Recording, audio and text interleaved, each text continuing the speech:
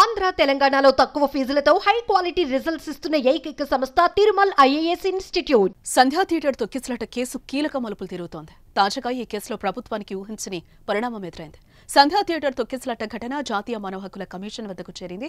తొక్కిసలాట ఘటనపై రామారావు అనే న్యాయవాది జాతీయ మానవ హక్కుల కమిషన్ కు ఫిర్యాదు చేశాడు.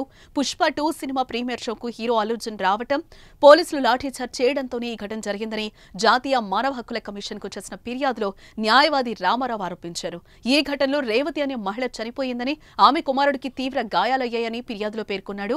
న్యాయవాది ఫిర్యాదుపై స్పందించిన జాతీయ మానవ హక్కుల commission Telangana DGP, Hyderabad police commissioner కు నోటీసులైతే జారీ చేసింది.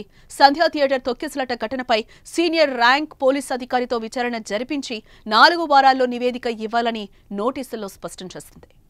అయితే పుష్ప 2 ప్రీమియర్ షో చూసేందుకు సంధ్యా థియేటర్ కు అల్లు అర్జున్ రావడంతోనే తొక్కిసలాట జరిగి ప్రాణం పోయిందని పోలీసులు కేసు నమోదు చేసి అల్లు అర్జున్ A11 గా పేర్కొన్నారు.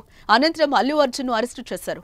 నాంపల్లి న్యాయస్థానం 14 రోజుల రిమాండ్ కూడా విధించింది. అయితే హైకోర్టు మధ్యంతర బెయిల్ ఇవ్వడంతో ఒక రాత్రి జైల్లో ఉండి బయటకొచ్చారు. ఈ కేసు విచారణ ఇంకా కొనసాగుతోంది.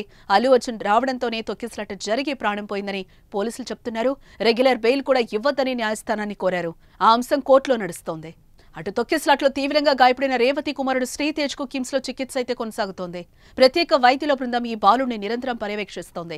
శ్రీతేజ్ కు ఆక్సిజన్, మినరల్ వెంటిలేటర్ పైనే చికిత్స అందిస్తున్నారు. శ్రీతేజ్ కి అందుతున్న చికిత్సపై ప్రభుత్వం నిరంతరం ఆరా తీస్తోంది. అటు పుష్ప 2 టీం కూడా వైద్య బృందంతో టచ్ లోనే ఉంది. రేవతి ఫ్యామిలీకి పుష్ప 2 టీం మొత్తం 2 కోట్ల రూపాయల ఆర్థిక సాయం అందించింది. చికిత్సకు సంబంధించి అన్ని రకాల ఖర్చులు కూడా చూసుకుంటోంది. ఏదేమైనా ఈ కేసు రోజుకొక మలుపు తిరుగుతోంది. తాజాగా ఎన్హెచ్ఆర్సీ రంగంలోకి దిగి పోలీసులపై ఆగ్రహం వ్యక్తం చేయడం సంచలనంగా మారింది. ఇప్పుడు మరి దీనిపై పోలీసులు ఎలా రియాక్ట్ అవుతారన్నది ఆసక్తి రేపుతోంది.